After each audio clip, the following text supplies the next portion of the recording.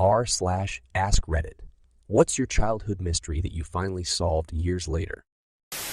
One evening when camping, my brother caught a fish that we'd decided to keep alive in the cooler for some reason. Well, the next morning we ran out to see the fish and it had grown like 5 inches. We were so excited and didn't know how the fish grew that much overnight. Last year we brought it up and my dad said that he had got up that morning and seen the fish being taken by a raccoon, and that he spent the next hour or so frantically fishing for another one. He said he caught the new fish, the first one he was able to catch, just a few minutes before we got up. I had never questioned that the fish growing that much as I grew up, but after hearing what really happened, I did feel like we probably should have wondered about that more. Your family is 1,000,000 times cooler than mine. I used to catch frogs to keep, and they'd disappear. Turned out my family was using them for bait. Once my brother and I caught a huge bullfrog and a little frog along the riverbed late at night. Put them in a cooler to show my sister in the morning as she loves frogs. Opened the cooler in the morning to show her, and the little frog's leg was sticking out of the big frog's mouth, L.A. We were all shocked and said, "Oh, shit, we got the little frog out. He was okay," from what I remember. When I was 10, my godfather gave me $20 as a Christmas gift. At the end of the dinner, the money had disappeared. For years, my parents blamed me for being irresponsible with my money. Years later, we figured out, after she was caught stealing stuff from my aunt's house, that my cousin's fiancé, at the time is a kleptomaniac. Turns out she was the one that stole the money. My uncle stole my Xmas scratch cards. I won like $10 off of and never admitted it. Such a D thing to do to a kid. I visited my dad when I was 6 or 7 years old at the place where he worked, or so I was told. I remember remarking at the time, and people laughed at me because I said it looked just like a prison. The people laughing were the guards, and I was indeed visiting my dad at Terminal Island Federal Correctional Institution, where he was a federal inmate. I was told that I exclaimed excitedly, "My daddy lives in a big house," to which they replied, "Yes, Daddy lives in the big house."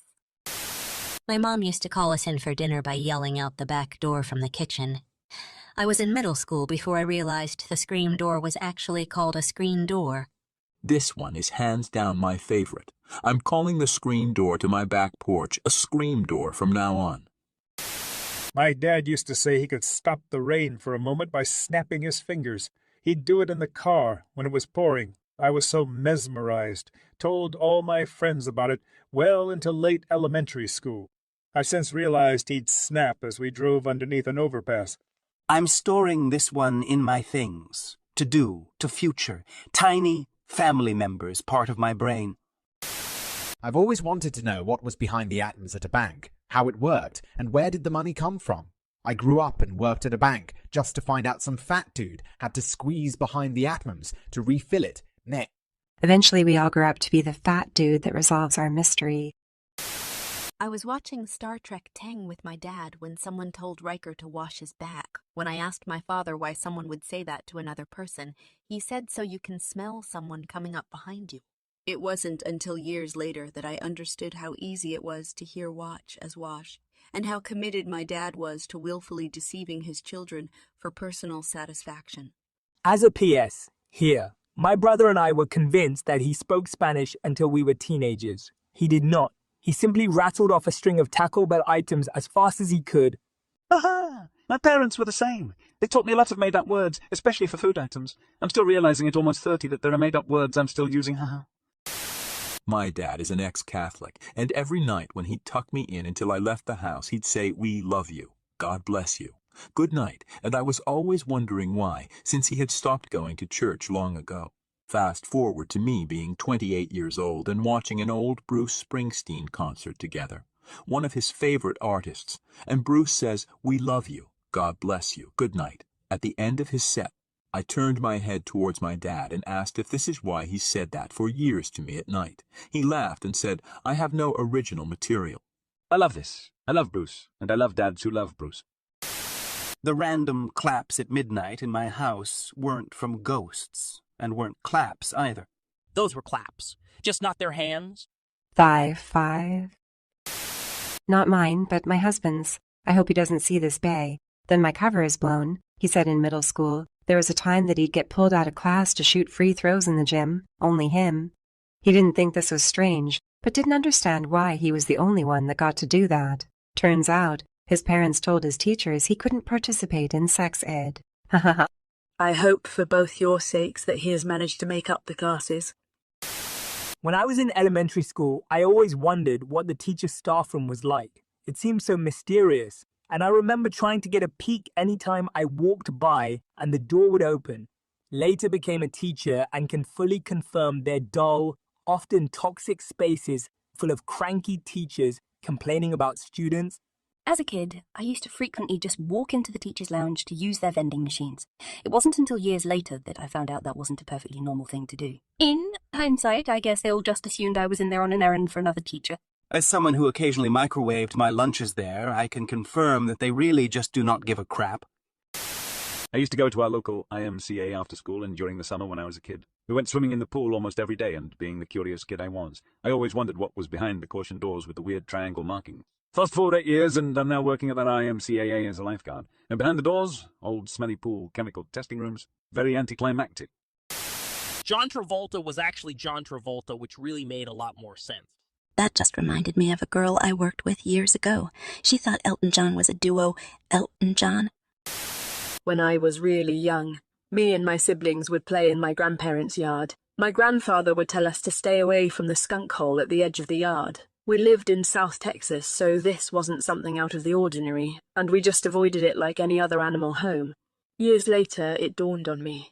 It was actually the septic tank access. I feel like as a kid I would have been more curious about a skunk hole than a septic tank. Just me? Unless they got sprayed once before. When I was a kid in the 70s, my parents worked in Canada's Arctic but were from Nova Scotia.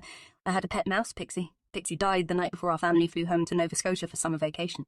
It was many years later before I realised that probably wasn't a sad coincidence. For what it's worth, it might still have been an accident. Mice are very prone to respiratory illnesses. A friend of mine lost her 2 pet mice because while she was preparing to move, her sister had come over to help her clean her old apartment and used a strong chemical to clean the sink about a foot from her cage. She was fine near the spray and didn't realize they couldn't breathe until it was too late. My childhood dog went to live on a farm in the country when I was 12. My family was moving from rural Indiana to Arizona. Wasn't until about 3 years after the move that I found out that my parents had him put to sleep instead of him living in the country like they told me. I was already a pretty rebellious teenager, but at 15, finding out they killed my dog because they didn't want to move with him, Lily didn't talk to my parents for about a month. Crap, man, that still hurts to think about, and I'm 30 now.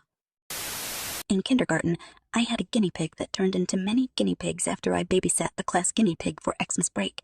Parents were thrilled. Anyway, my teacher took the entire family back to her house and was supposed to sell them, and I would get my original guinea pig back. They never returned, and my parents told me they all got sold together as one big happy family. I didn't find out until I was maybe 25 that a coyote actually got into the cage, and they all got eaten together as one big happy family. This is the way. The reason my aunt punched her husband at the pool during a huge family vacation. It was because she found out that the long-distance charges to the hotel room they shared had a ton of calls to a woman he was known to. Think was swell. Good golly.